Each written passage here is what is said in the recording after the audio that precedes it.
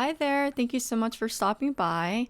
Today I am sharing this card that I created using a product from my favorite things. It's called I'm So In Love With You Still. Let's get started. Okay, so here's a closer look at the stamp set. There's so many cute images on here that you could create so many different types of cards. But for today's card, I am using the two little bunnies on the lower left corner. So I placed the white cardstock in my MISTI, and I'm using the MISTI alignment ruler here to align my stamp images. I wanted it to be straight on my cardstock. This cardstock that I'm using is Nina Solar White, and I like using Nina Solar White because it's Copic marker friendly.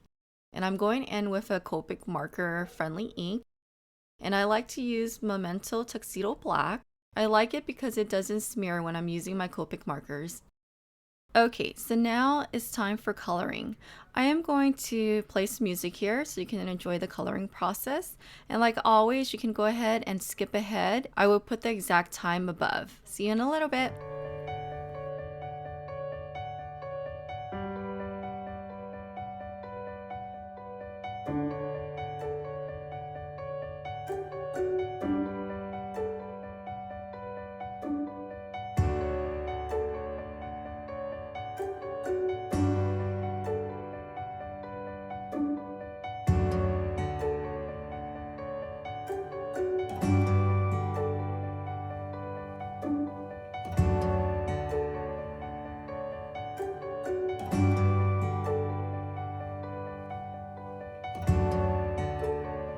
I did also go in with my acrylic block and stamp some grass and clouds on the scene.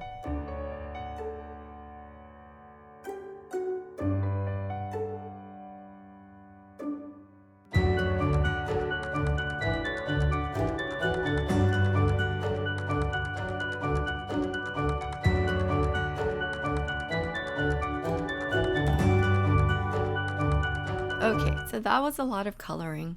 So now I'm going in with a sentiment that I have in my stash. This one is from Honeybees, and I am stamping the Always sentiment in Versamark ink.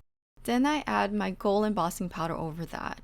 So going back in with my MISTI, I stamped and Forever sentiment onto the cardstock and applied gold embossing powder over that as well.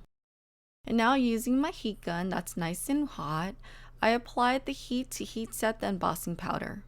Now going in with my paper trimmer, I trimmed down my card panel as well as a black cardstock.